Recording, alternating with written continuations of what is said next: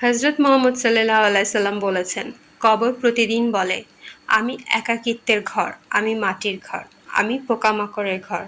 আর যখন মুমিন বান্দা দাফন করা হয় তখন কবর তাকে বলে, স্বাগতম ও শুভাগমন।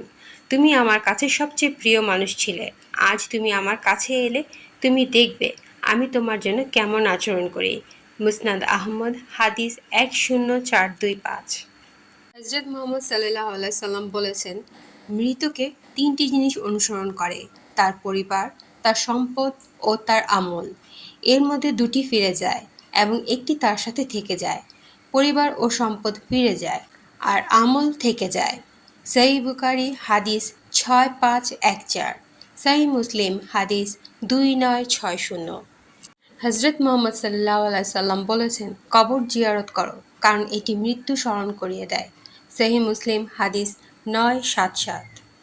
হজরত মুহাম্মদ সাল্লাল্লাহু আলাইহি সাল্লাম বলেছেন, কবরগুলো বেশি বেশি জিয়ারত করো, কেননা এগুলো তোমাদের দুনিয়া বিমুখ করে এবং আখিরাতের কথা স্মরণ করিয়ে দেয়।